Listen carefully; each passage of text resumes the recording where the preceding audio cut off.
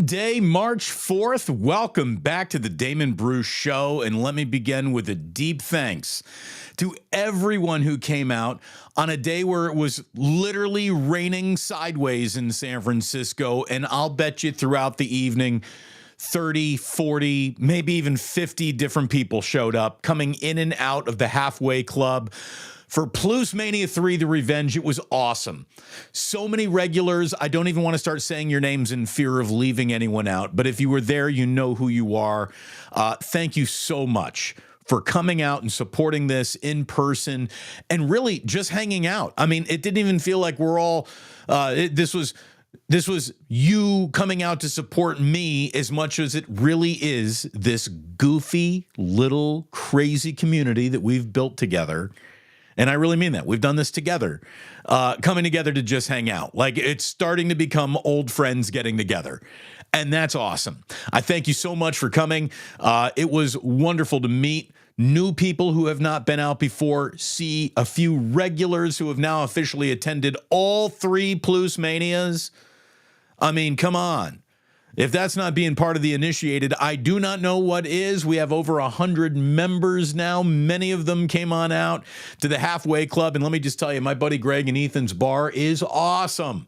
I love that place. So it was perfect. It was great. And I thank you all so very, very much. Thanks to Larry Kruger for coming on out. I know a lot of you got to meet Larry for just the first or second time yesterday. That was an awful lot of fun to get together with him. We talked about a little bit. We planned the show that we've already done this Monday morning. Wake Up is now coming to you 3 days a week on Monday, Wednesdays, and Fridays.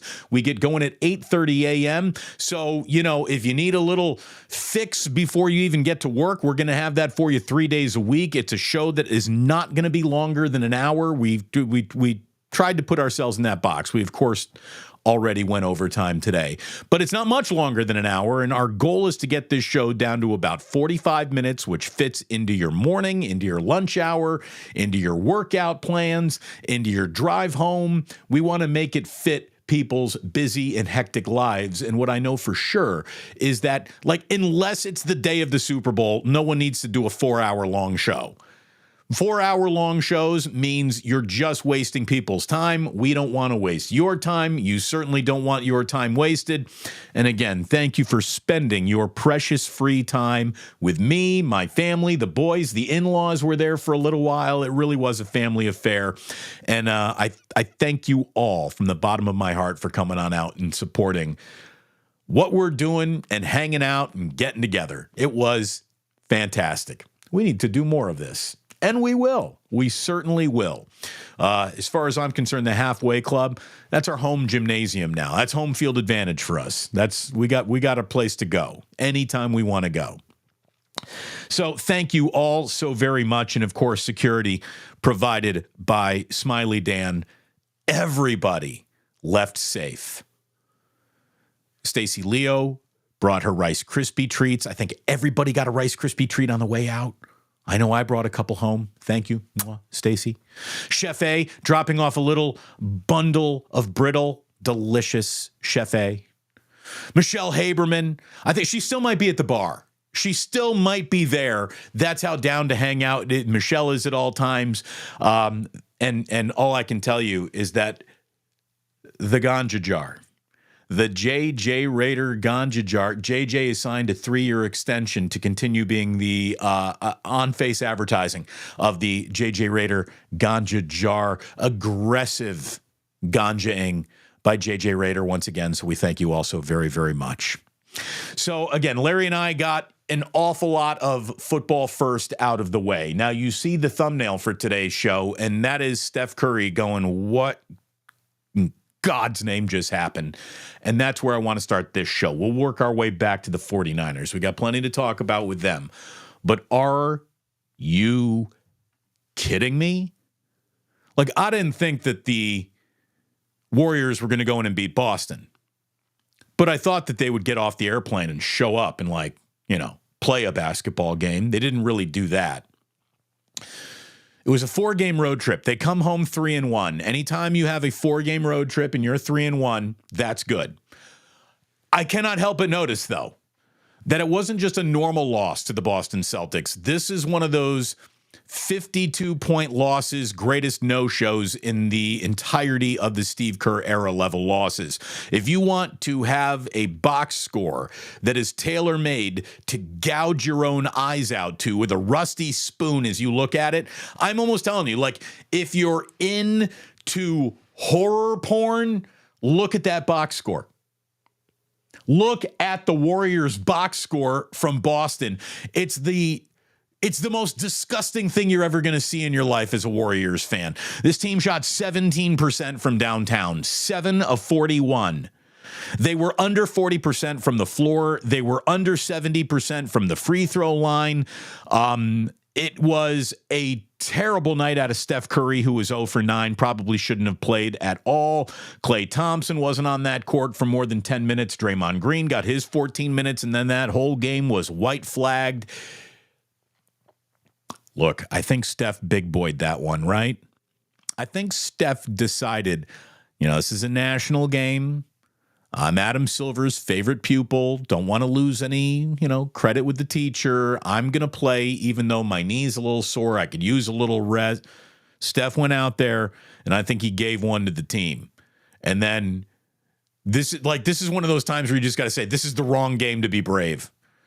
Like, that was a white flag game from the get-go. It was 44-22 at the end of the first quarter. I think the first quarter ended with like a 28-1 run or something just horrific like that.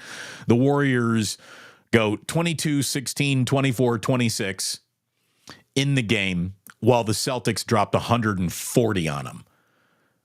It was the most pathetic effort. It's the most pathetic game, I think, maybe of the Steve Kerr era. Now, if you want to judge the quality of the competition and say there was a real no-show against the Raptors earlier this year, yeah, that was bad. But this was a clobbering of the first degree, and it is the Boston Massacre. I mean, I've never seen the Warriors quite go out so helplessly as they looked. And you can talk about the better basketball that they're playing. And they're playing better basketball. Like, the Warriors are officially better now than they were a month ago. The pieces fit a little bit better. There is reason to have a touch of enthusiasm as you look at what the Warriors have left in front of them. But everything you need to know about their ability to be a contender has been told to you when they've run into two actual real contenders. The Denver Nuggets swatted them away like flies in all 4 games that they have played. And without even seeing Kristaps Porzingis, the Boston Celtics basically just mollywopped the Golden State Warriors in a way that is unfamiliar, and no one likes seeing anything like that. It's one thing to lose an NBA game. It's another to be skinned alive and burned at the stake. The Warriors were skinned alive and burned at the stake. Like, that was some Ramsay Bolton Game of Thrones level torture. That was a tough watch. If you made it through all 4 quarters, you have done all of your charity work for the week, and you can take the rest of the week off, because you had to be in a charitable mood to watch that a minute longer than you actually had to. And you didn't have to watch for too many minutes beyond that first quarter. Oh my God. That was horrific. So look, put it behind you and move on, because coming up on Wednesday, it's nothing short of the Milwaukee Bucks coming to town to start a 3-game homestand. What is it? It's Bucks, Bulls, and Spurs. Spurs coming in on March 9th. I think that's the game I'm going to get back. I got to see Victor Wembanyama in person. I just have to. That guy's such a freak. I have to see him in person. So I think I will be going to that game. Maybe we'll even do like a little on-court show. Who the hell knows? We'll figure it all out. As you can see, we're playing it by ear post Super Bowl. We're making it up as we go along. But we're doing a pretty good job making it up as we go along. Again, Carl Buszczyk and his parents came out yesterday. He's been helping me with the channel an awful lot. My man Matt of Creative West, who is putting an awful lot of the bells and whistles on some of the new videos that you're seeing, he was there. It was a really, really fun day at the Halfway Club, and thanks again for coming on out. I see the chat is absolutely flying. Beyond the good mornings, hello, how are yous? It's a lot of people recounting the fun that was had yesterday. I love it. I love it. Got to meet Delbert Davis for the very first time. Otis Bird comes in like a conquering hero every time he walks into the bar. Of course, our gal Michelle Haberman was there. Red Jet, we missed you. Hopefully you can make it to the next one. AJ Cruz. Irwin, we got, like I told you, JJ Rader was there. It was great. Stacy Leo was there. It was fantastic. It was fantastic. Rockin' New Air 84, one wearing one of his 1800 hats, was there. It was an awful lot of fun. It really was an awful lot of fun. And again, Smiley Dan kept everybody safe. Our man, Kevin Kleinsasser says, Damon, I was there in spirit. We felt it. Thank you very, very much. John of 49ers Ultimate Report was there. Again, it was great. It was great. It really, really was. Roddy Richards, our one guy watching on Twitch. Roddy, thank you very, very much. Disgraceful effort by the Warriors. Big mistake giving Steve Kerr that contract extension. Who else were they bidding against? First of all, what you saw yesterday was not the fault of Steve Kerr. The Celtics are really good. The Warriors are getting old. Steve Kerr's contract extension is not getting in the way of Warriors' success. If you're saying he hasn't done a good job grooming young, talented players, he really hasn't had talented young players until this year. And I would say that both Pajemski and Trace Jackson Davis are coming along pretty darn well. Moses Moody might be, up and down like an EKG machine, but whenever he's in there, man, he plays well. I like the youth movement. I like the way that this team fits a little bit of it. The problem is Andrew Wiggins is now, just absent once again. An undetermined absence is what we all just have to nod in agreement with and pretend that this is normal standard operating procedure. Again, I'm all for giving everyone the wide berth that they need to deal with family issues, but we can't just have like open-ended, I have family issues to take care of. Well, any normal, rational employee would say, or employer would say, okay, you got to go handle some family stuff. Handle it. About how long is that going to take? I don't know. 2 years in a row of I have no idea when I can tell you I'm either coming back on time. There's nothing about Andrew Wiggins that I admire or I want more of. Nothing.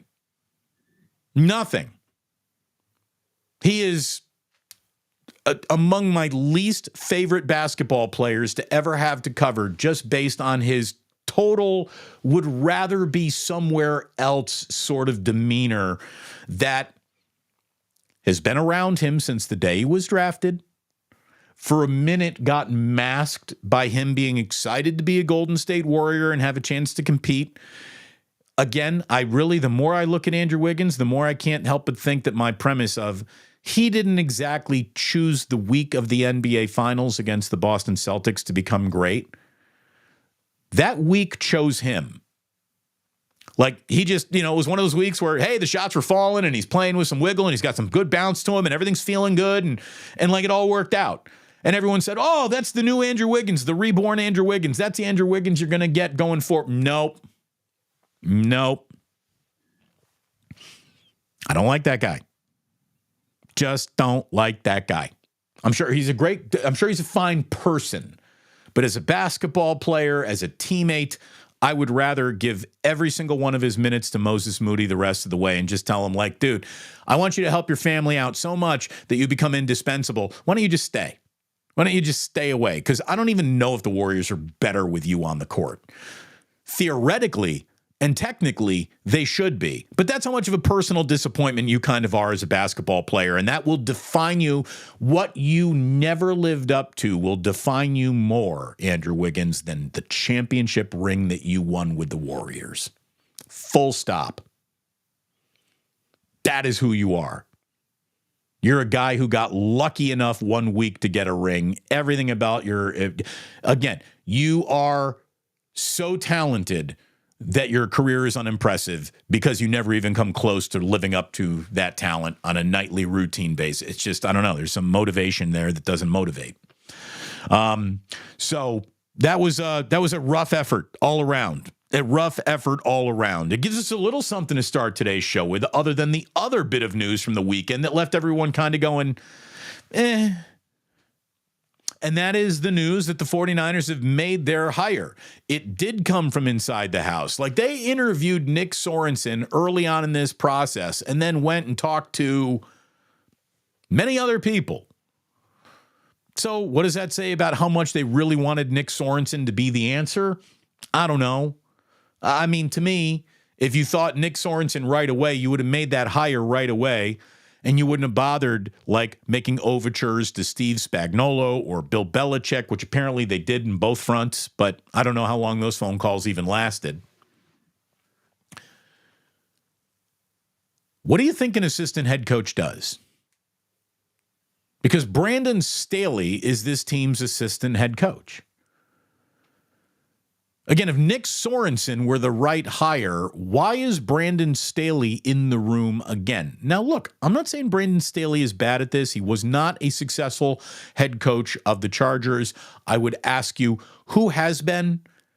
Like, how many successful Charger head coaches can you actually point at and be like, nailed it? There aren't many. Jim Harbaugh's might even be brought under the umbrella of the Chargers and not be able to fix it. I mean, it's some teams got that we're loser stink on them, and the Chargers are one of those teams. There is talent there. The talent underwhelmed and disappointed, and Brandon Staley was out of a job, and now he's got a new job, and it's in Santa Clara as the assistant head coach. Is he a middleman between Kyle and Nick Sorensen? Is he the middleman between the offensive room, the defensive room? What does he do? What would you say it is you do here? And again, it's a tough question to ask because the season hasn't really begun in any way that Brandon Staley can affect it. Maybe he will fill the job as Kyle's right-hand man perfectly. Maybe it'll be a smooth sail and see you at the parade that goes up Market Street, everyone, because it all came together and the 49ers did win the Super Bowl. Or if you thought you were worried about in a Super Bowl year just having a rookie kicker, how about having a rookie defensive coordinator? Again, Nick Sorensen has a job that he has never done before. Brandon Staley has done the job before, but the job isn't his. Is he an overseer? How much voice does he have veto power over Nick Sorensen? How does that work? Is it set up to work? How is this whole thing structured?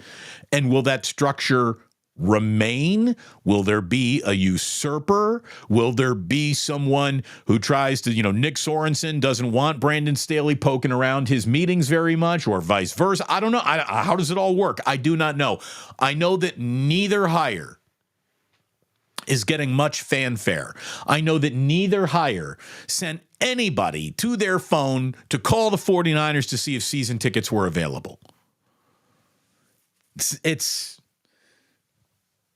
the hire. It's the hires. And again, it's like one of those, would you need two if you got the right one? Like, if you're telling me they brought in Bill Belichick, that they're still going to bring in Brandon Staley to be the assistant head coach? No chance, right? I mean, like, it feels like they're trying to piece together. I don't even know what it feels like. I don't know. And my suspicion does not dictate success or failure. It could not work. It totally could work. We'll find out together, right? It'll be August before you know it. Next football season will be here. But it's a transaction. It's a hire. We'll see if it works. I think it takes big stones to basically say the deal is you got to win the Super Bowl in 2024, and you're going to try to do that with a first-time defensive coordinator. Good luck with that. Feels like you're going to need a little good luck with that. And if you know that you needed a little good luck with that, why isn't Brandon Staley just in that job now? I don't know.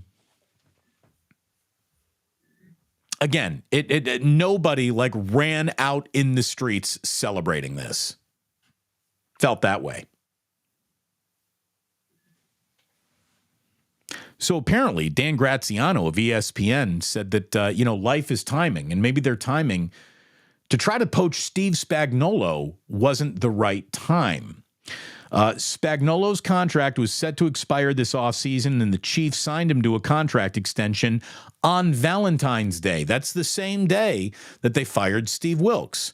Now, Valentine's Day was not the day after the Super Bowl. The Super Bowl was February 11th. So the 49ers knew that they were probably getting rid of Steve Wilkes at that time, right? I mean, why is not the answer. We probably knew that it was.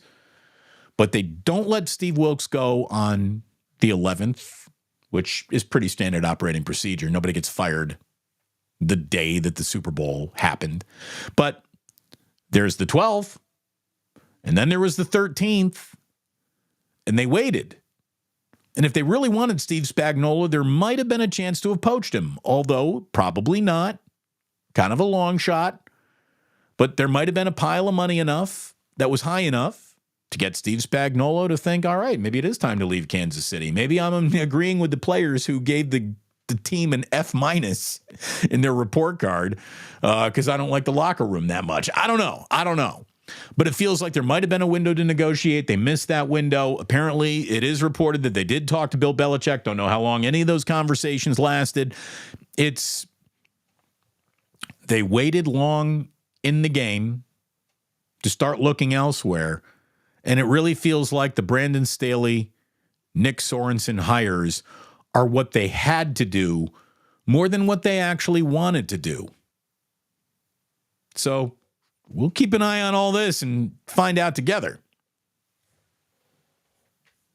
Again, lots of people in the chat. Again, very happy. By the way, Smiley Dan said, Larry is so freaking cool. What a great time yesterday. I'm glad you had a good time hanging out with Larry. Halfway Club from Otis. Nice spot. Definitely check out that spot again. Look, I'm telling you, really good burger. Really good hot dog, really good pork loin sandwich. If you want to like take it up a notch and say, I'm not going to like have a handheld dinner tonight, I'm actually going to get like a half a chicken. Their chicken is awesome. They got a really, really good sneaky restaurant tacked on to a bar. Is it a bar? Is it a restaurant? Is it something in between? It's the Halfway Club. It's halfway in between. Makes sense. Again, thanks again to my buddies Greg and Ethan for opening up their doors and basically giving us the run of the place. Now, I don't know if that was the plan or if the rain helped us out, but it felt like we had the place to ourselves. It was awesome. Michelle Haberman says, we need our members-only jackets. Members-only jackets. A five-timers club. Everyone gets robes when you're a five-timer. Absolutely. R.I.P. Cougar Rebel was in there. Great to see you, pal. Really, it was fantastic. It was fantastic. I told Otis he could be, I sat him down. I was like, you could be a historian when it comes to Bay Area radio. He really could be. This guy pays more attention to Bay Area radio than I think anyone who's actually on Bay Area radio ever did. So, Otis, thank you for being, like I said, one of the true admirals of bringing so many people into this chat. You were there day one. So many of you who are still in this chat now are still there. And it's awesome. Well, see, Admiral, there she goes. Stacy Leo, the Admiral, Otis Bird. Stacy, again, she dragged her son to another one of these. Dare I say he even enjoyed himself. I think he said he was an Eagles fan or a Steelers fan. He enjoyed himself. Stacy, thanks for the Rice Krispie treats. They were awesome. And again, Smiley Dan, JJ Raider, they're keeping us safe. Keeping us safe. Thank you. Thank you very much, JJ. You're all awesome. You really, really are. SM was like rough score, right? Yeah, that was rough. That Golden State Warriors game. If you watched a minute after halftime, Again, you've done your charity work for the week. Thank you.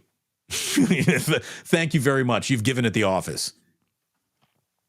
Red Jet Shell, next time. Hope to have you there next time. Again, it was great. It was really, really great.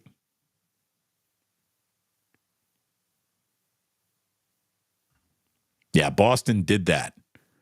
Boston did that without Porzingis even out there. It was just a bludgeoning. Or Leslie, she liked it. Mollywop. Yeah, dude, they put the mollywop on him. They did. They got housed. Absolutely housed. It was good to have Carl in the house. Carl, his father, his mom and dad with him too. That was awesome. It was great meeting your parents, Carl. Thanks to both of them for coming on out with you. Chef A, she's already seen him twice now. I'm not talking. I've seen Wembanyama play an awful lot of basketball. I need an in person. I've yet to see Wembanyama in person. I think I got to do that when the Spurs come into town. Red Jet happy about her shout out. She's like, I wasn't even there. You are among the initiated. Which, by the way, we have now 100 members of the initiated, which means Bane. I know I said this last week. Didn't happen. Things got busy. I'm not Bane. I'm not Sports Bane.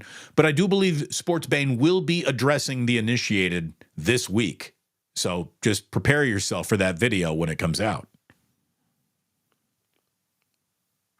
But it really was. It was great, great, great for everyone who came out. Thank you for the support. It means an awful, awful lot. It was great. It was great to have you there. What do we got? Old Dirty Hungus is saying what here? Sorry, Plus fam, was unshowered and in a pain days. You were not okay. Hopefully you're getting over your pain. Showers are readily available. But hopefully you're feeling better, Old Dirty Hungus. Hopefully things are good, man. So a couple of other things to get to. Couple of other things, and that is namely that the NFL has started that whisper campaign that they're going to push for an 18th game. This is something that Larry and I are going to be starting our show with on Wednesday for Wake Up. We broached the topic, didn't spend much time on it. We're going to talk about what this means to football. It would obviously mean more TV deals, more revenue, more, another $1 billion game to sell to someone on a streaming service. The NFL wants more to sell, and these games sell like gangbusters. So they want more to sell. I think an 18th game is just, this is where you start pushing it, football. This is where you start pushing it. How could too big to fail ever fail? Ruin your own scarcity. Again, first rule of show business isn't give everyone what they want as soon as they want it all the time that they want it. It's quite opposite. First rule of show business is leave them wanting more. Will you want more? Now, I say all that, and I criticize it like that, and I'll also readily admit that we'll all be there for Week 18 should it kick off, right? I mean, we will attend. We will watch. I know that. Football does have that grip on us. But what would this mean for the players and the NFLPA? If you as a union don't use this moment in time to get fully guaranteed contracts or fully guarantee the first 3 or 4 years of any kind, like there needs to be a different way of doing business. We need grown game day rosters. We got to go from 53 to 60. You can have double the practice squad.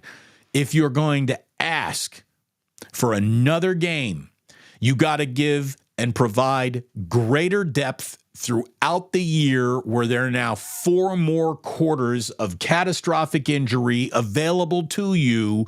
And for some of these teams, they're going to look at those extra games, should they've played a regular season that has locked up their bid or their seeding early enough in the year to where they're not pedal to the metal in the last couple of weeks. You're now just providing opportunities to get important playoff participants hurt. So that means we need greater depth. And those injuries obviously can come from anywhere, any week, any time. Greater depth. How about this? Go back to 16 games. You're at 17 right now. Forget about expanding. Go back to 16 games. I think you should grow the roster. It can't hurt. And it won't cost the kind of money that the NFL would ever miss or ever notice. These back-of-the-roster contracts are not $35 million a year contracts, which apparently is what Justin Jefferson wants, Minnesota Vikings wide receiver. The guy's unbelievable. So he wants to be paid premium. Buccaneers wide receiver Mike Evans has just agreed to a 2-year, $52 million deal. And all I can tell you is that whatever Brandon Aiyuk thought he was worth last week, he thinks he's worth even more right now. You get guys resetting the wide receiver market. Keeping Brandon Aiyuk around is going to get harder and harder to imagine the 49ers being able to accomplish. So I seriously hope that the price of doing business with Brandon Aiyuk wasn't brought to a place where the Niners cannot get that deal done.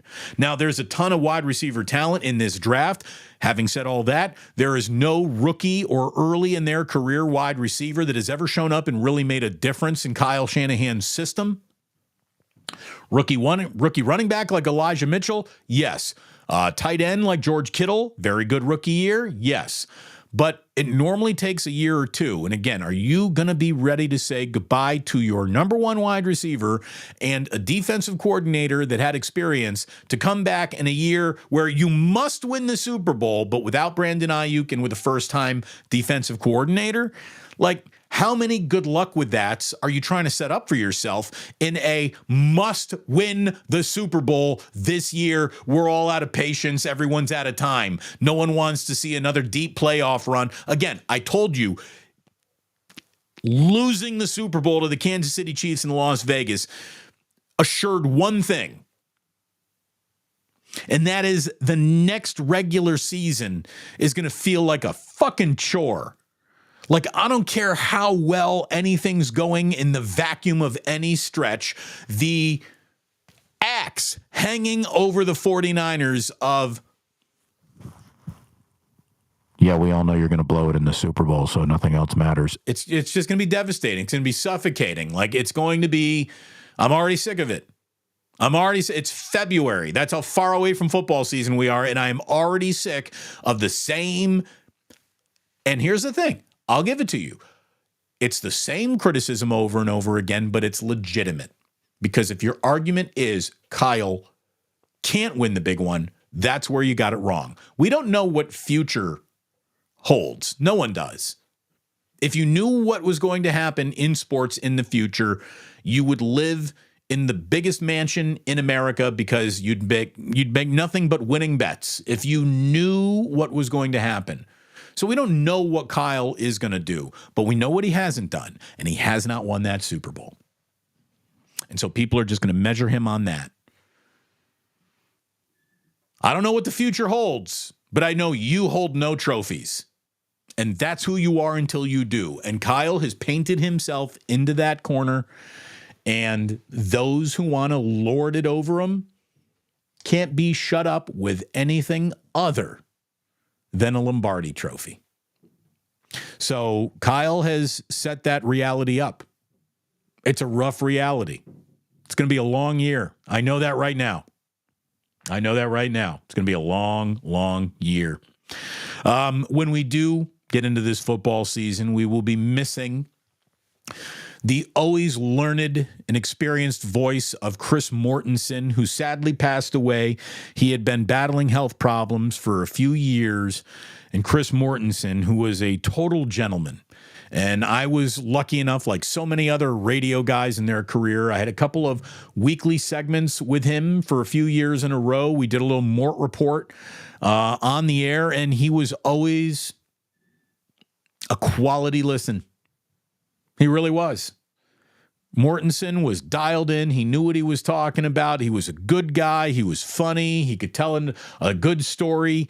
He's known the league for years. And the telling of football stories will be less rich in 2024 now that Chris Mortensen has passed away and Peter King is retired. These have been two staples of my lifetime when it comes to covering the league. Peter King will be missed. He'll still be around in some capacity, I'm sure of it. He's just not going to do his weekly column anymore. But Peter King is enough of an entity, and there's still too much money on the table for him to just walk completely away. He's even said, what my retirement looks like, I do not know. Chris Mortensen passing away, we know what that looks like. Unfortunately, we're never going to have him in the room talking football with us again. And that makes the room less interesting.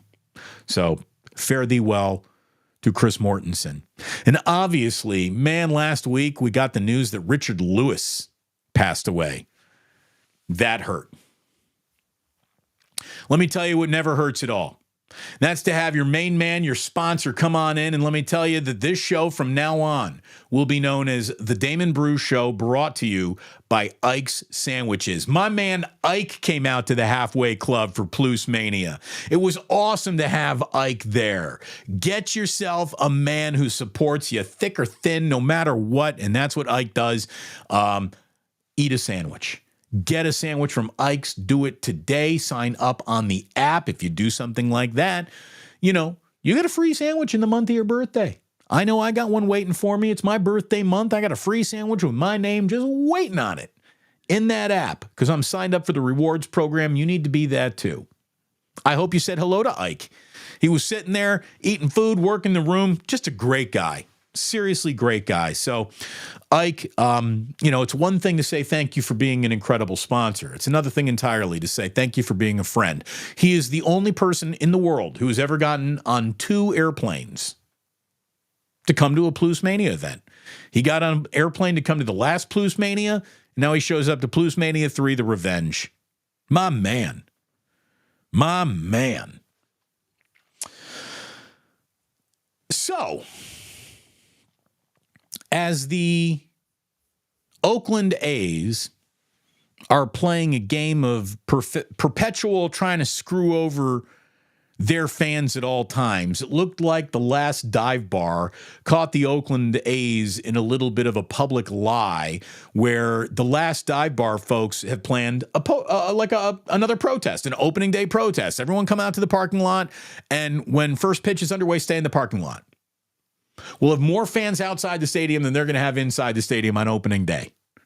Wouldn't that be awesome? Unfortunately, it'll fall on deaf and incompetent ears that belong to John Fisher and Dave Kaval.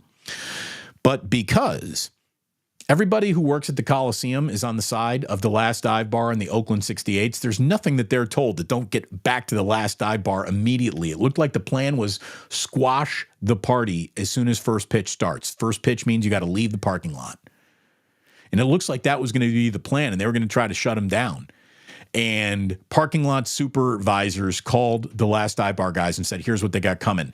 They bring in John Shea. John Shea writes an article, a little public shaming, and it looks like the last dive bar guys in the Oakland 68s are going to get their way after all. I love the public pressure that makes these dickheads that run the Oakland A's cave. And here's what I do know. When betting on someone to stand on their virtues and merits or cave, I'm going to bet on Dave Kaval to cave every single time. So keep betting on a caving Dave Kaval, a caving John Fisher. And I can't wait until this whole thing craters in Nevada so beyond repair that they're not going to Vegas after all, everybody. Why would you give this team that fertile soil when the A's can stay right where they are, serve a community that still wants them and needs them? And if baseball's talking expansion, wouldn't you rather drop a brand new expansion team and all the fees that come with it rather than waive those fees so John Fisher can catch another billionaire's break in his life? Wasn't being born to his parents enough of a break for that no-talent ass clown? Good God, you're going to give this guy another break? He ain't worthy. He shouldn't deserve it. He doesn't deserve it. Matt Chapman comes back to the Bay Area. He signs a 3-year, $54 million deal with the Giants, but it's really for 1 year. If he's good, he'll be gone after that 1 year. If he is bad, he'll be opting in.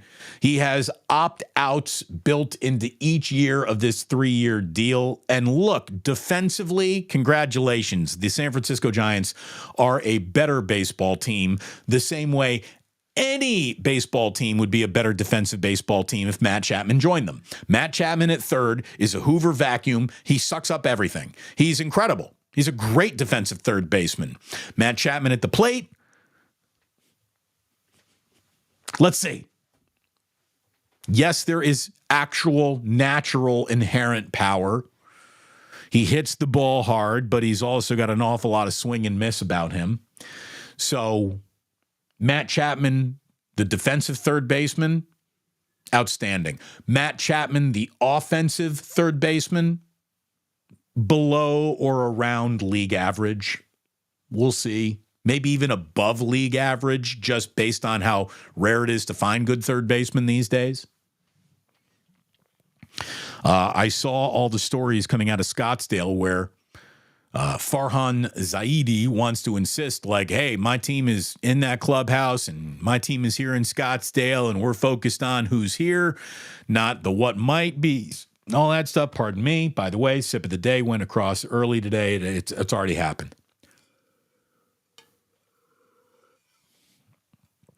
The truth is, no over-under on sip of the day should even be on the board, but for Tuesdays and Thursdays, because I'll be sipping on Monday, Wednesdays, and Fridays doing Wake Up with Larry. So sip of the day should really only be measured in Tuesdays and Thursdays now.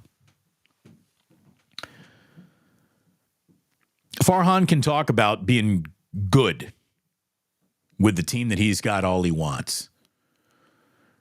Look, Chief, as long as Blake Snell and Jordan Montgomery are sitting out there, I don't know how you can talk anything like that. You're already down a starting pitcher with the Tristan Beck arm aneurysm, whatever the fuck that is. So go get the either a guy who had one of the best postseasons as a pitcher last year to the point where his team won the World Series, or go get the other guy whose team might not have been a playoff team, but he won the Cy Young. Go get that guy.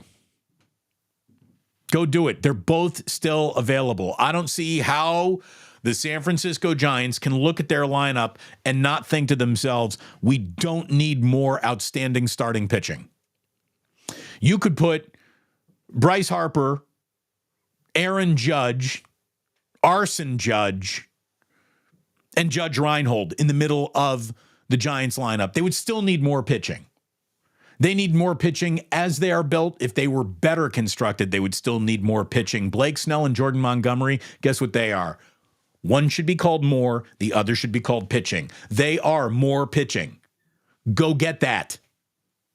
Go get that. 79 and 83 last year. Larry and I were talking about this for a very little bit at the end of this morning's wake up. You can be a 90-win team, or you can be a 70-win team. Are you going to give yourself any margin of error? Because the only way you're getting to 90 wins is if everybody plays their dick off all at the same time while never getting hurt. A singular injury, one or two along the way. God forbid something happened to Logan Webb. Then what? Logan Webb misses 3 months due to, I don't know, whatever caused Logan Webb to miss 3 months. Now, I'm not talking like Tommy John level severe, but Logan Webb out multiple months. Now what are you going to do? Well, if you had a guy like Blake Snell, it'd probably be easier to navigate that. Without a guy like Blake Snell, you're done. You're dead on arrival. The minute anything happens to Logan Webb, you're done. Dunzo. So if that's how you're comfortable going into the year, San Francisco Giants, you go right ahead. Look, the lineup isn't the worst I've ever seen. It's not great, but this is assuming an awful lot of things. Let's start with this assumption. Jung-Hoo Lee is a major leaguer. We don't know. He's never had a major league at bat. We have no idea if this guy can even compete at the major league level. No clue. No clue. So that's who you got leading off. But again, if everything works out great, he is a Rookie of the Year candidate. Okay, so now you got a good leadoff guy, but let's not assume anything. But Jung-Hoo Lee's leading off, followed by Tyro Estrada. I like Estrada, good second baseman. Lamont Wade Jr., again, is it going to be late night Lamont even during the daytime? It's going to need to be. Followed by Jorge Soler. He's your DH. Now Matt Chapman is hitting 5th. But the truth is Matt Chapman might hit 7th or 8th or 9th for you because that's the kind of goes away, comes and goes kind of bat that he has. With Michael Conforto, Patrick Bailey, Mike Yastrzemski, and Marco Luciano, who doesn't look like a major league hitter at all right now in spring training. That's your lineup. Like, good luck with that. Again, there's a little bit too much, and good luck with that going on here in Bay Area sports. Hey, 49ers defensive coordinator hire. Good luck with that. Hey, every element of the San Francisco Giants. Good luck with that. I like a little bit more than just good luck with that. Running up to a big year. That's the way I look at it anyways. But, what do I know? I'm just a guy talking sports on YouTube to an incredible community who keeps on showing up in person, which means hitting like and subscribe should be nothing. I mean, like if you're going to show up somewhere in person, that takes so much effort than like and subscribe. So please like and subscribe if you haven't already. If you really want to support the channel, again, memberships are available. Bane will be talking to the uninitiated at some point this week. And, if you really don't want to miss a thing, hit that notify button. I think it was even Smiley Dan who was texting that, there was a show that he didn't know about, but because he had notify on, he knowed. That's what notify does. It's not intrusive. It's not going to bother you. It's not going to be the person who comes over to the party and gets there too early and stays too long. It won't be an unwelcome guest. But make sure you don't miss anything. Thank you so much for watching. Thanks for watching the videos. Thanks for watching the shorts. Thank you very much for supporting myself, Jillian, my kids. And it's, here we are, almost approaching the end of year 1 together on YouTube, which means year 2 begins with a vengeance. Maybe that's Plucemania IV, The Vengeance. Or is that too adjacent to revenge and we need to get a little bit more clever? I don't know. We'll figure it out. We got plenty of time to figure it all out. All right. Shall we get into a little Club Plus? Should we hop in, see what everyone's talking about? I think we should. In the meantime, I want to thank everybody listening to today's podcast. Thank you for listening. If you made it to Club Plus, thank you so much. If you didn't, and look, I got people saying, I live in North Carolina. Getting to the halfway club was a little tough. I totally get it. Maybe we'll have to bring it out on the road at some point. Club Plus, Dean Dome. Thank you very much for tuning in. And we're going to go into Club Plus here on YouTube. But if you are listening on the podcast, again, thank you. And please do remember that sports don't build character. They reveal it. And like that, he's gone. I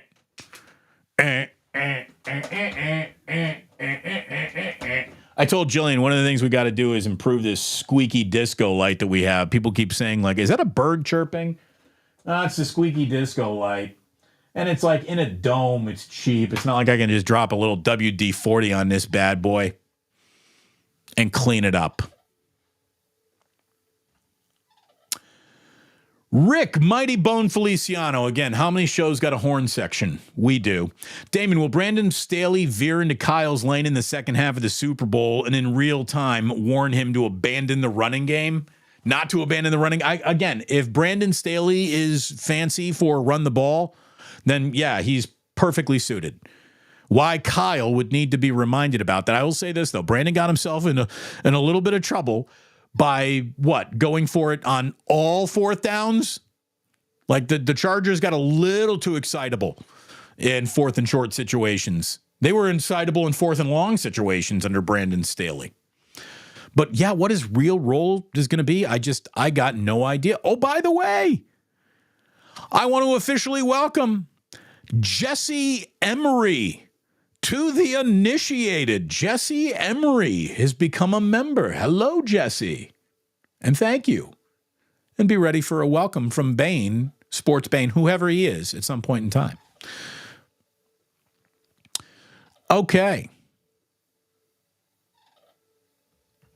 Ernie was there yesterday. 49er Ernie. Great meeting all of you yesterday. It was a great time. Here's the thing. Ernie basically lives right in the neighborhood, and I've actually bumped into Ernie at the halfway club just randomly on other nights. And so, Ernie, keep it up. Keep it coming on out, and support my buddies. I think they got a great place. It's exactly what that neighborhood needed. That neighborhood needed a bar like the halfway club. And I'm glad that they got it now. This is Chef Craig's 360. Good morning from Oregon. Hey, good morning right back to you, man. Thank you so much for watching from up there. David, some serious woodshed stuff. Yeah, dude, the Boston Massacre. Look, here's the thing. Here's what the Boston Massacre taught us. If the Warriors make the playoffs, they ain't going to be around very long.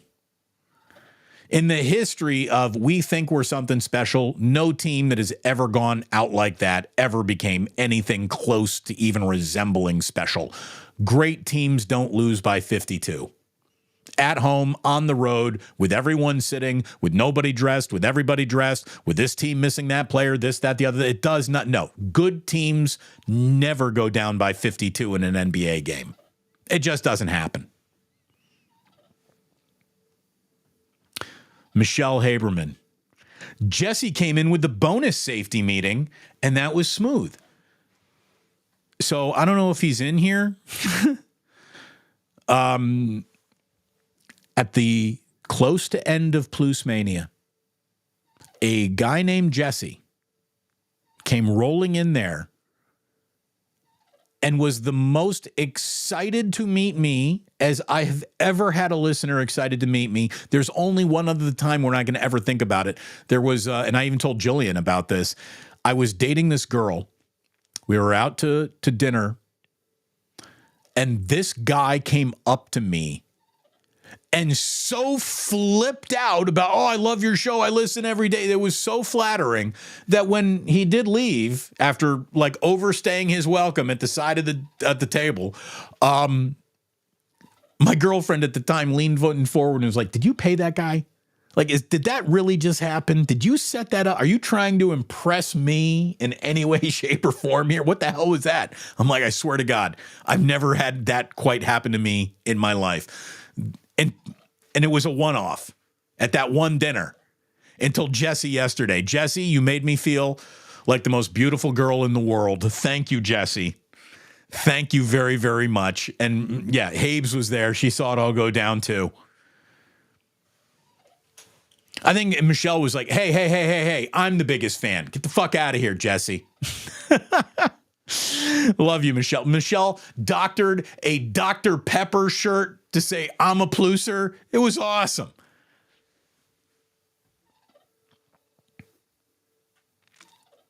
Oh, man.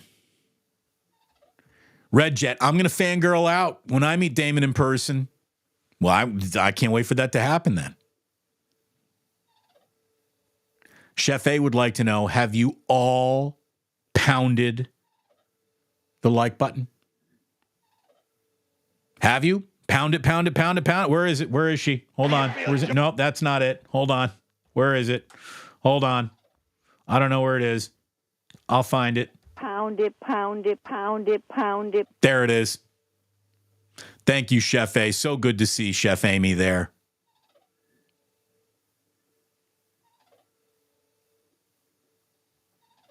Sporticus asking if Broomhilda can show up for a one-off beating. The Boston Celtics, look, that's how bad things get. You go down by 52, you might as well have been swept. But didn't the Warriors beat the Celtics earlier this year? I don't think Porzingis played in that game either. Yeah, I think they did. I know that they could get Broomhilded based on what the 76 or not the Nuggets have done. Nuggets swept them. Again, when you get swept by the Nuggets and the Boston Celtics basically reenact the pinball machine scene from The Accused, it's you're not a real contender. You're maybe an entertaining or decent basketball team, or you can put it together for one game and beat anybody, but you get that team into a 7-game series against a real contender, we're going to find out what's what real quick.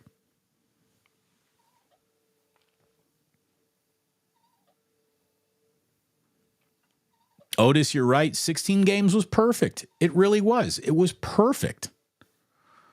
We didn't need more. I didn't need more. I don't think players needed more. TV needed more. I mean, let's face it. No one runs football more than TV does. Professional football and college football. Did you hear that 10,000 college kids have signed up to be in the college football video game that EA is going to be dropping on us this year? That's good. Make some money. Steve is saying this NFL, the NFL stands for how to destroy football. As individual games become less important, then fans will turn off. Here's the thing. I don't think so. And there's a big difference between we're playing 18 games and 162. Like there's so less football than anything else that even adding another, and here's Steve, I hear you theoretically, okay? Ask yourself this.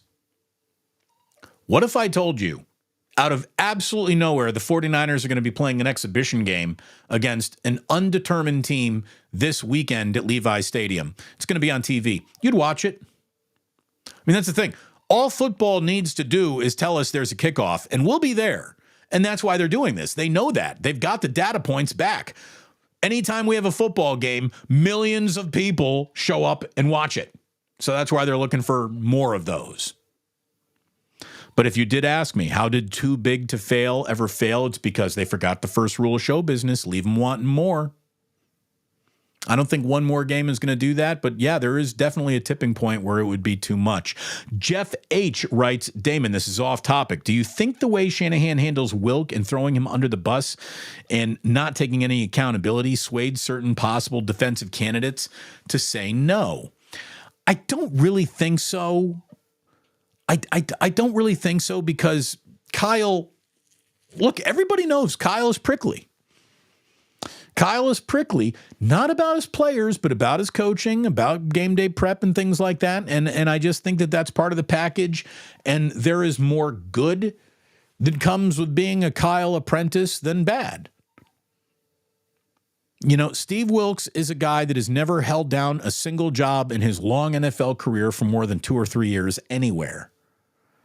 It's just kind of the nature of his career.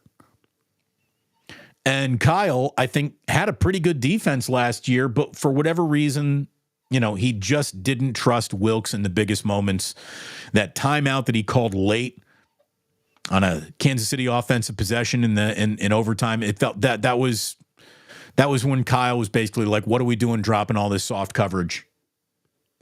And that might have been the straw that broke the camel's back, you know?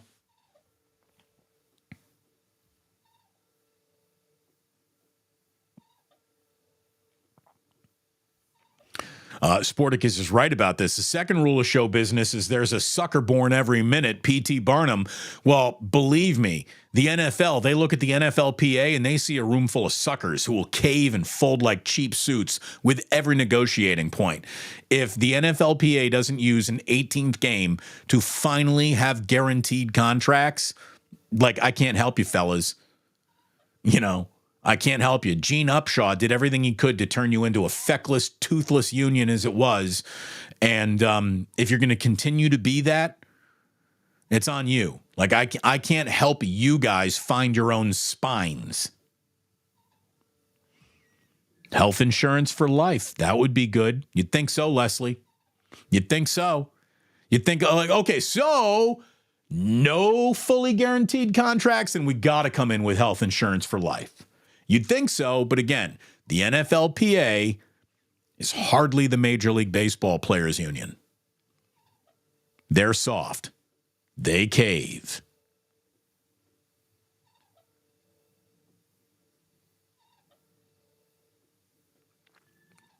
What else we got going on here? Postman and Capitola. Oy, oy, oy! Postman, thanks for checking in on Friday. We were sorry to miss you at Plucemania III. Hopefully you can make it out to 4. He says, I'm fine with an 18-game season, but I would like to see a second bye week and all Thursday night games coming off of a bye week. Fine with your roster expansion too. See, if you had a players union, you would have an agreement like that. Like second bye week assured, you don't come into a short Thursday nighter if it can all be avoided. Like all of that should be on the table.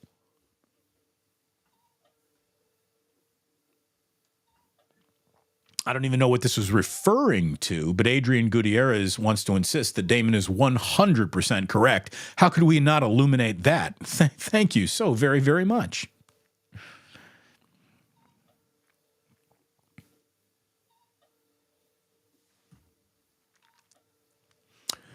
Steve says, after hearing this, I think Aiyuk is gone. It's no secret that the Niners want to pay him up to about $28 million. I think he's going to want 30 or above, 35 in this case. Will he be traded? Steve, all good questions. And this is something that Kruger and I were discussing on Wake Up today, and Larry brought up a really good point. He's like, you can pay attention to the lip service or the actions.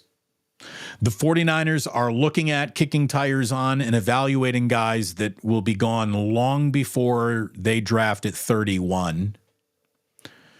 So it seems to be, by the way they're acting and evaluating players in this draft, that they think that they're going to have a pick somewhere in the teens. How would that happen? Well, with the trade of Brandon Aiyuk. So I mean, I want Brandon Aiyuk to stick around. I really don't think you want to mess around with that guy at this point in his career. But if it's just undoable based on player demand and cap room left, then yeah, the right smart trade is what will be the remedy. Now, every smart football team, and I do think the 49ers are a smart, well-run football team, they do their homework on everyone. It's not enough to do your homework on a player you think you might draft. You want to do your homework on everyone because you never know when that player might cross your path again. Down the road, in their career, after they're cut, blah, blah, blah, blah, blah. You know, not every team keeps a players of a list of diamonds in the rough that no one else knows about. Everyone's doing homework on everybody. So, you know, maybe this is much ado about nothing and Brandon Aiyuk gets the deal done, or maybe there is something to be said. Follow the actions, not the lip service. Steve, thanks for the question. Irwin, with an rest in peace to Mort. Indeed. Yeah, name tags. We don't need no stinking name tags. What's great is that there were some people, like Chef A fashioned one for herself. I think Stacey Leo fashioned one too. They were like, there were ad hoc name tags going up. But yeah, we didn't have any name tags this time around. I don't think we really need them. Bang Bang from Memphis. Running late to the day. I had to leave a little early. Hold it down, fellow Plusers. Barry, thank you very much. Again, Barry, sorry that you are unavailable. Unavailable for Plucemania III. Maybe you got to get on an airplane next time.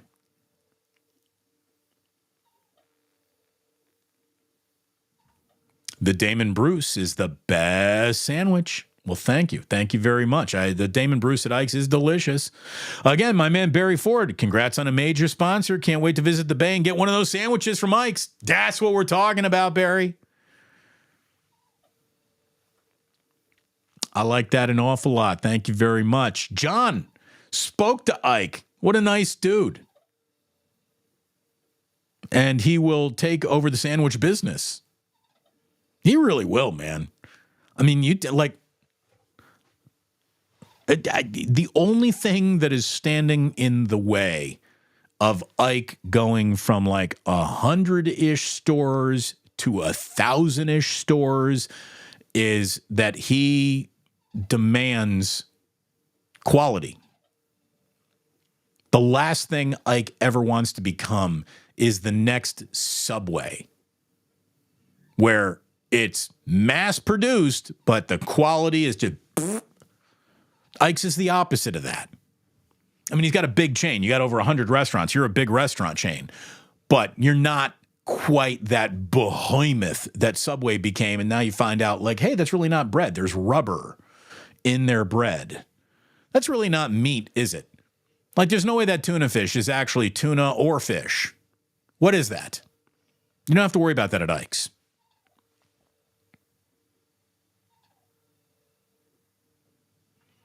Smiley Dan again. It was great having Ike hanging out with us. I was happy to meet him and thank him.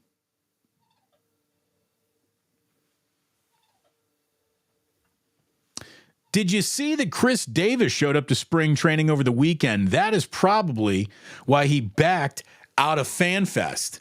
Maybe, I don't know. Like, if your major league career hangs on a FanFest, what do you got? You know, I don't know. I don't really think so. But if you are a member of the Last Dive Bar, Oakland 68, you're like, oh yeah, that's totally what happened. I don't know. I don't know.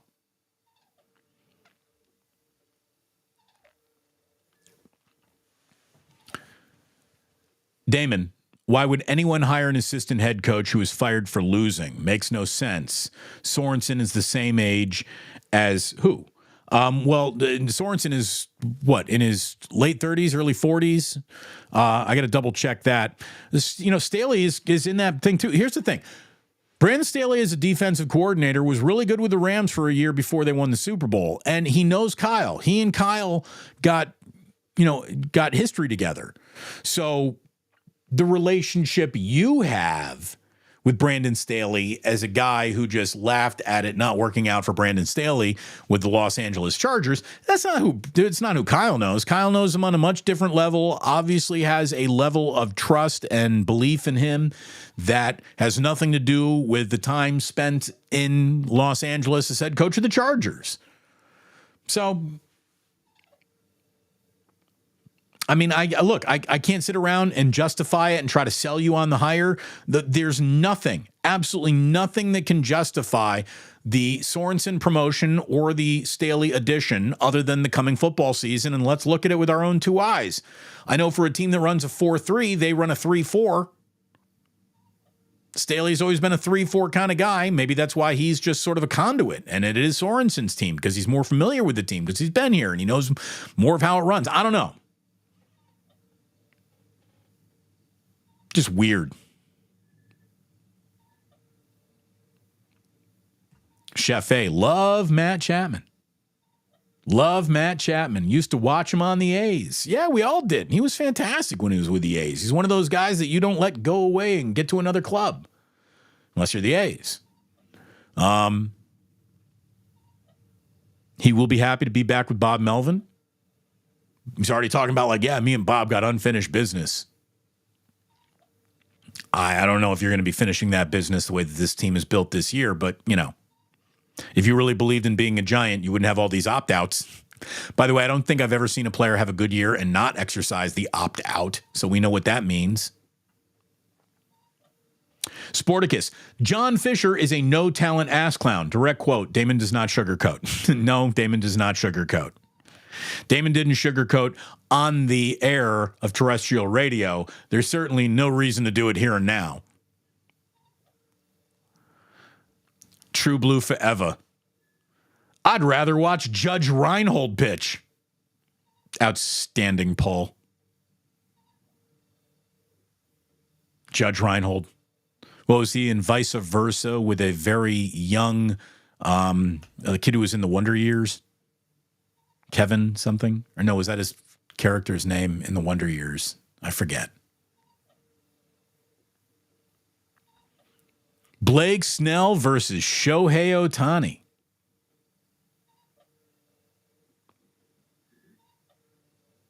Judge Wapner. Judge Wapner rakes. Gotta watch Wapner. Got to watch Wapner.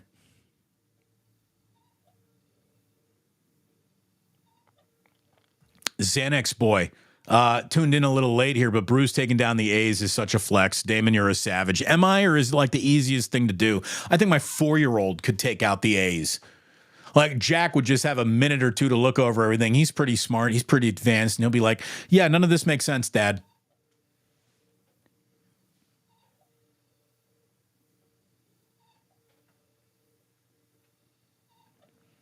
How will Zach Wheeler's extension affect Snell's contract? I don't think it really does. I mean, you're the reigning Cy Young champ. That's what affects your next contract. Zach Wheeler, a 3-year, $126 million deal. And look, Snell is going to be in that pay me 40 a year range. That's Verlander, Scherzer money. That is top frontline money. Again, Larry and I were talking about this on Wake Up. We are, a handful of seasons away from a routine $50 million a year player. Aces and faces are going to go for $50 million a year. In other words, recognizable enough to be a household recognizable type of face. And aces for your staff are going to be $50 million a year prospects. It's one thing to have to play every day making $50 million a year. It's another thing having to play every 5 days and making $50 million a year.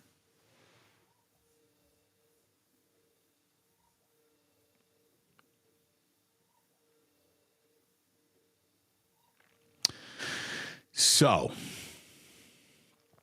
Irwin says, can Farhan package JD and Joey for another prospect or starter? Irwin, good question. And this brings us back to Farhan. Farhan didn't even tell JD Davis about anything before he did the deal. Farhan is a terrible communicator. He's terrible at talking to free agents. He's terrible at talking to free agents. He's terrible at talking to agents or free agents. He's terrible at talking to his own clubhouse. JD Davis should not have found out about another third baseman coming to the San Francisco Giants on Twitter. That should not happen. And it did. And it speaks to Farhan's dereliction of duty when it comes to being someone who is straight up and look dudes in the eyes to tell them the good and the bad of their careers. And that's why I don't like Farhan. And I've had several people tell me that when it comes to one-on-one with this guy is kind of squirrely. Just telling you, that's the way a lot of data points have come back to me.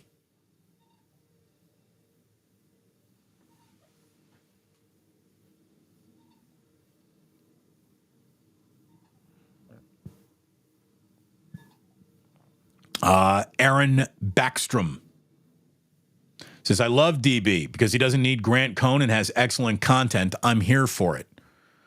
No, we don't need anyone who is playing a part, playing a role. Nothing genuine there. We only do genuine sports coverage here. Kathy wants to know, when is the next Plucemania?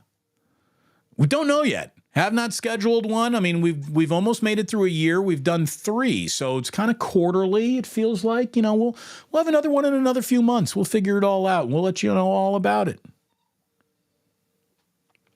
Club Plus to the East Bay? It's not out of the question. Not out of the question that we do a Plucemania in somewhere other than in San Francisco. But I want to help get my buddy's bar on the map. I really do. So we'll probably be doing a few of them at the Halfway Club. And the place is just set up perfect. Like anyone who was there yesterday knows how perfect that place is set up. And if you didn't walk yourself into the back, you didn't see what's waiting for us.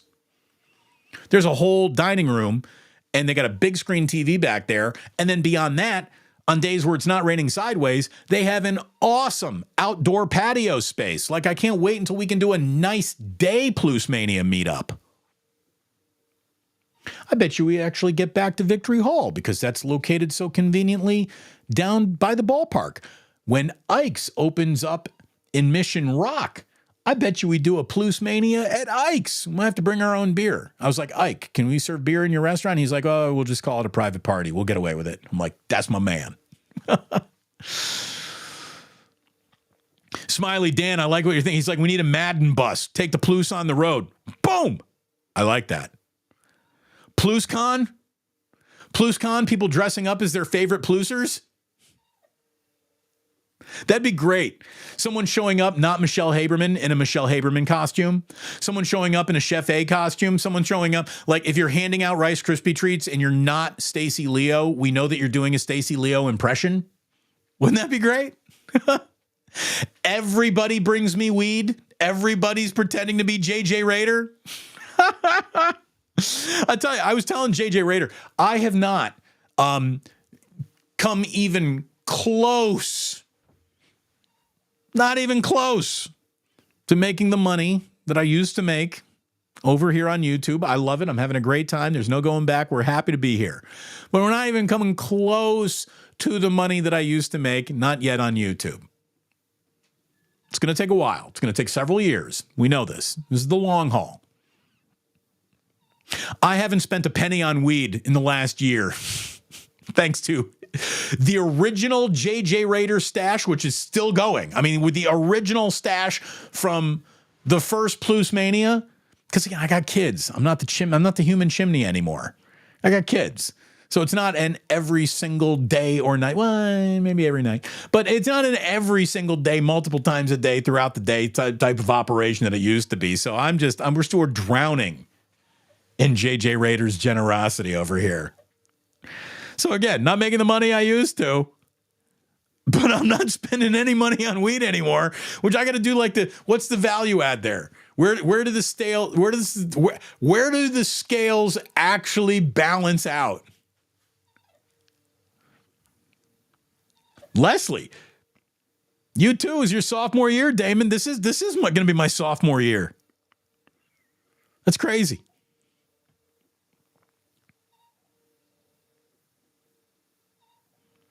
The sophomore year is always the the least impressive year, right? Like freshman, new kid in town.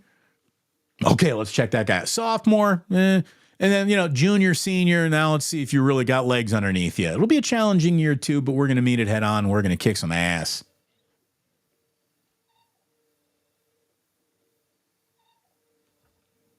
There you go, from a chef herself. Again, this is not a paid for endorsement. The chef herself says the smash burger yesterday, freaking delicious. I wish I didn't live a $70 Uber ride away from that place. Oh, chef. Well, so here's the thing. You get to a BART station because Balboa BART is just down the road. It's like a $5 Uber ride from Balboa BART station down to halfway. So maybe BART in next time, just throwing ideas out there. But thank you for coming and thank you for making that sacrifice to come on out. It was so awesome. I mean, I've got to tell you, it's the most flattering thing that can happen to me. It's the most flattering thing that can happen to me. You flatter me to no end. I felt like the most beautiful girl in the world yesterday, and I thank you all so very, very much for doing it. Red Jet has officially, she's trademarked the Tribe Called Plus. Somebody liked it so much, Red Jet, that they showed up wearing a Tribe Called Quest t-shirt saying Tribe Called Plus. So Red Jet, even though we haven't done this in person yet, you're a part of this. Again, anyone, doesn't matter if you're in person or not. Okay? It doesn't matter. If you are in this chat, if you are part of this community, you matter. You certainly matter to me. You certainly matter to all of us. Kiko says, Damon, any chance we can ever get Ray Ratto on the show? Look, the invitation, there's a standing invite for Ray. I've invited him enough times to where, I think I got the message. We'll see. I don't know. Maybe he's just busy. Maybe he doesn't like me. I don't know. But Ray knows that there's a standing invite. Maybe it will happen someday, somehow, some way.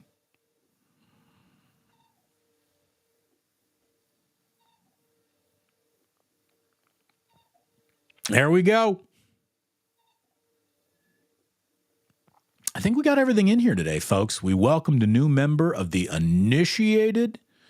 Again, we thanked everyone for being there.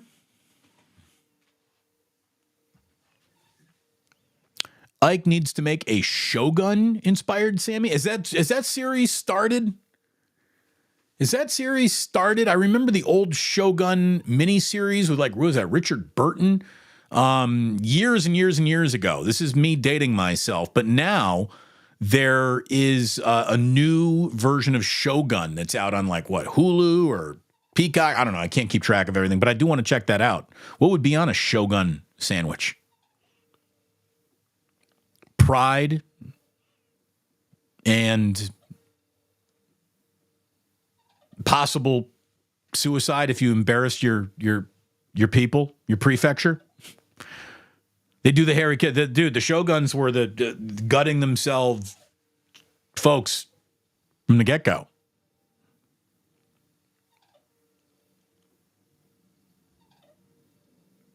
All I know is that there's a lot of ways to do yourself. That's got to be amongst the most painful, right?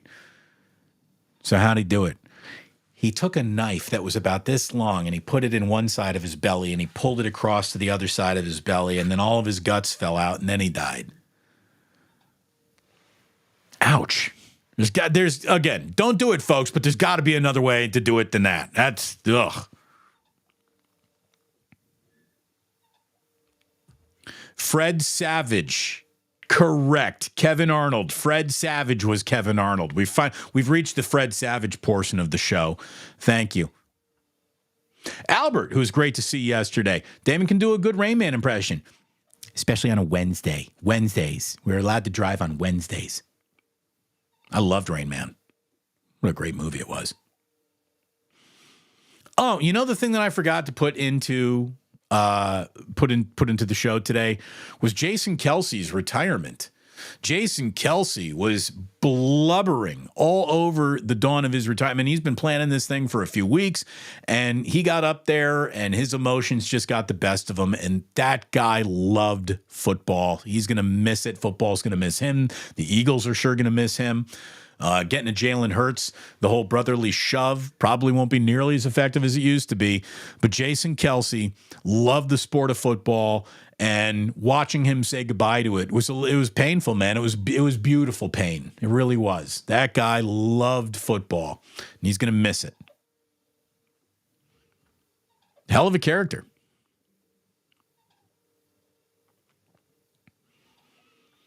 Yup, Ike's is coming to Mission Rock. He's coming to Mission Rock. Red Jet's bringing her camera. It's going to take 1 billion pics. Again, you could probably just take like one picture and then, just reproduce it. I mean, it's the internet's incredible. You don't have to shoot all those pictures. Paul Coffey says, I do a Smiley Dan cosplay. Oh, imagine how safe we would all be. Imagine how safe we would all be. Everyone shows up wearing like red safety vests. What I love is Smiley Dan comes with his own name tag. Not a written name tag, but like an official clipped onto his shirt name tag. Smiley, you're the best, man.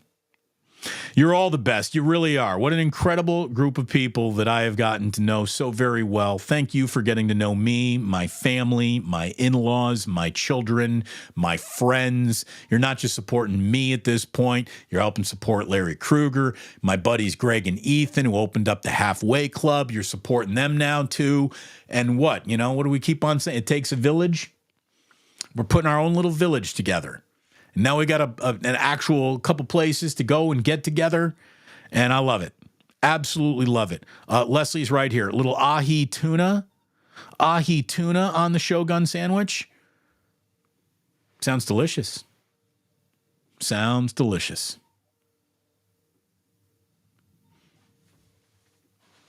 Thanks again from the bottom of my heart for yesterday. It's wonderful to have gotten to know so many of you. Thank you for spending your precious free time with me. I never want to waste your time. So having said all that, We'll invite you right back here for an 11 o'clock show on Tuesday. And then remember now, Wake Up is at 8:30 a.m. to about 9:15. We want to keep the show under an hour. We were unsuccessful in that regard today, but it was the first show. We knew it was coming. But we want to keep the show under an hour so it fits into your morning, fits into your lunch break, fits into your gym, fits into your CrossFit class, fits into your freaking whatever you do, your drive home. We want to make it usable. And of course, this show, nice, usable, friendly as well. Thank you so very, very much for all your support and your love. It means an awful lot. And that's why it just breaks my heart to tell you that you don't have to go home. You go back to the halfway club. They open at 4, kitchens at 5. But you can't stay here.